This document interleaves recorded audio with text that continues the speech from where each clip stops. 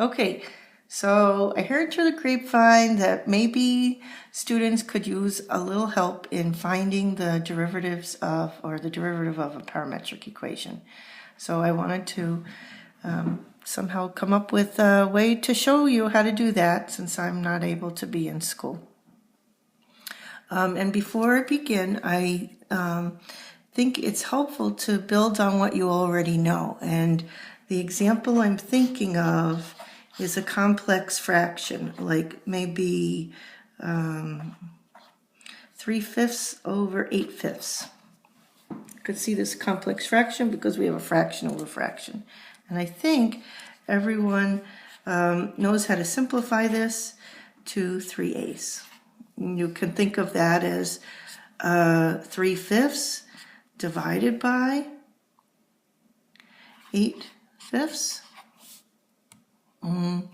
or 3/5 times 5/8, which will get us 3/8. So this is the idea behind finding the derivative of a parametric equation. So I'm going to just move this here. So here's an example that I found for us to work through. And I want to use what I just did with the complex fraction and apply it to the parametric equation here. So in order to find dy dx, we're going to try to find dy dt, because we can see in this parametric equation we have that x is a function of t and y is a function of t.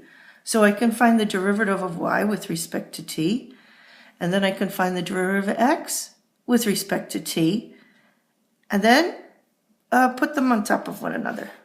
So this is the idea that I want to do.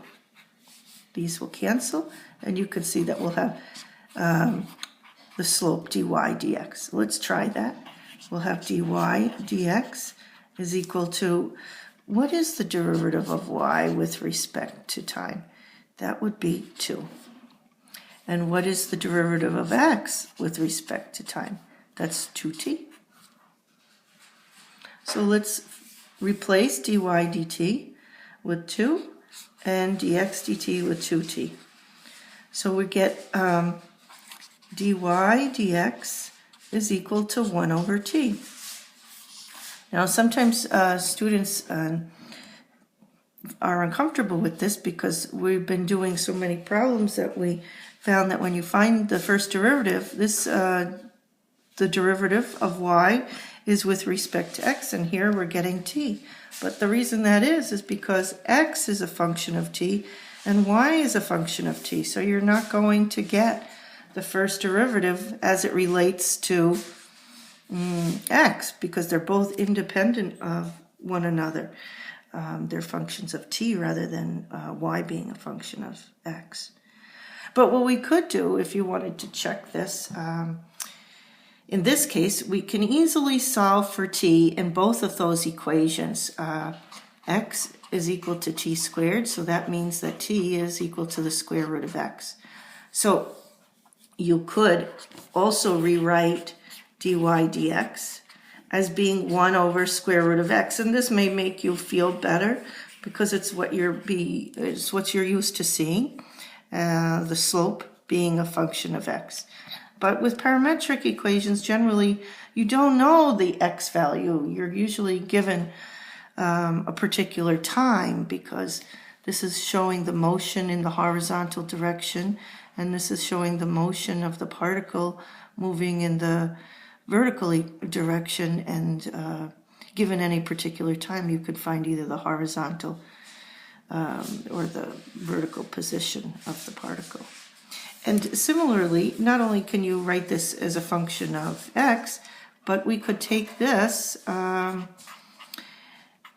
solve for t here. We get t equals y minus 1 over 2. So this is also dy dx could be written as the reciprocal of this, or 2 over y minus 1. But this is the form that usually you write the slope of the parametric equation, the first derivative here.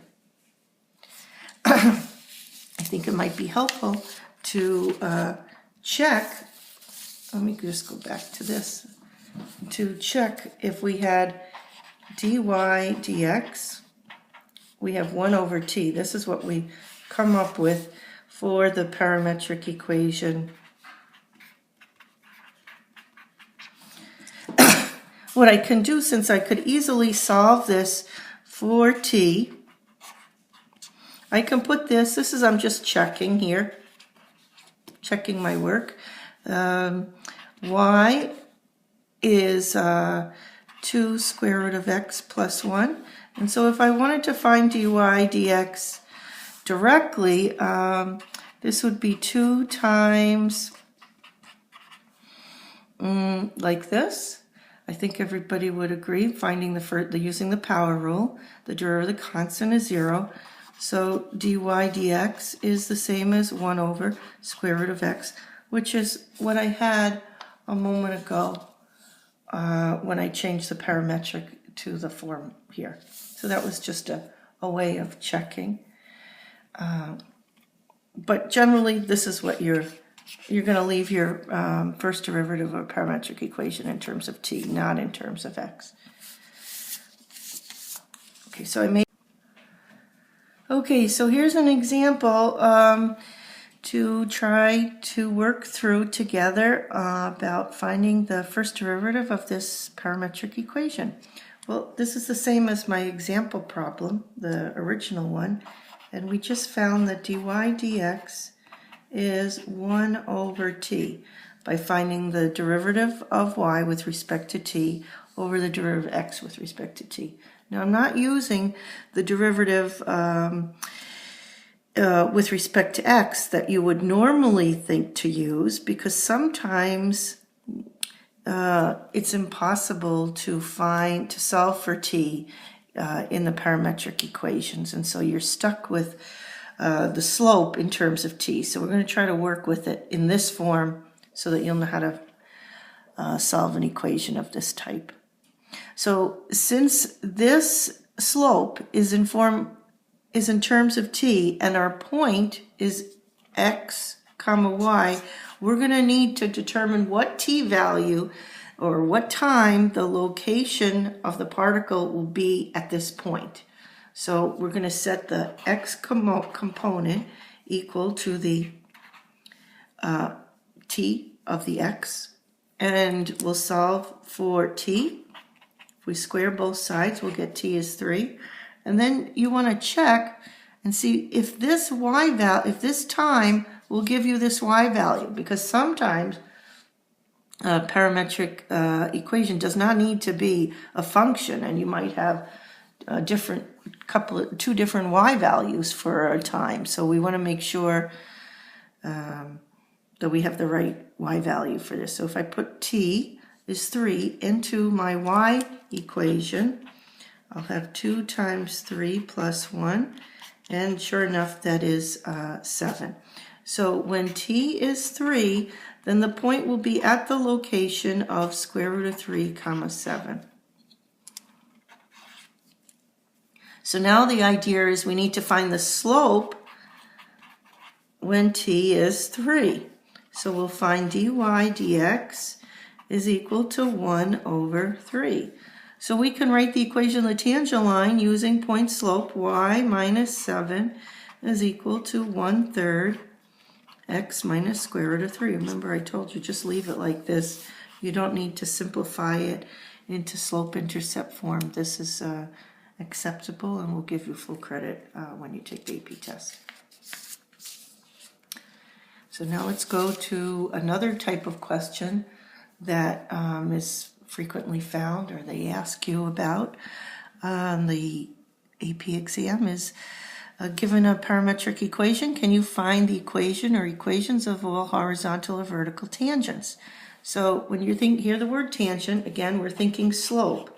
And slope is your change in y over your change in x. And when you have a parametric equation, you want to think of that as dy dt over dx dt. And earlier we found that dy dt was 2, and our dx dt is 2t, right? If we look here, dx dt, using the power rule, is 2t, and dy dt, I did this earlier, is 2. It's just on another piece of paper. So when I want to find all horizontal tangents, a horizontal tangent is when the slope is like a horizontal line. That would be a horizontal tangent. And a horizontal line has what kind of slope? It has a slope of 0. So that has when is the slope 0? Well, when the numerator of a fraction is 0 over any number. This is the same as the slope of 0. This is equal to 0. So we want to set when the dy dt is equal to 0. Well, we had when is 2 equal to 0. That's never going to happen. So there are no horizontal tangents. No horizontal tangents. And when does it have a vertical tangent? That's the question next. When do we have a vertical tangent? Slide that up a little bit. That would be when you have a line that looks like this, and that would be when the slope is undefined. Not 0, but undefined. So we're trying to think of when you have like any number over 0. So you want to find out when dx dt is equal to 0. So that would mean, in this case, when 2t is equal to 0. That would be when t is 0. So when t is 0, we need to figure out what that point might be, so that we'll have it right here. Well, we don't need the y value. You can see that y could be any value when it's a vertical line. We just need to know what the x value is. So when t is 0, we go back up to the given parametric equations right up here, and we see that x will have to be 0 for it to have a vertical tangent.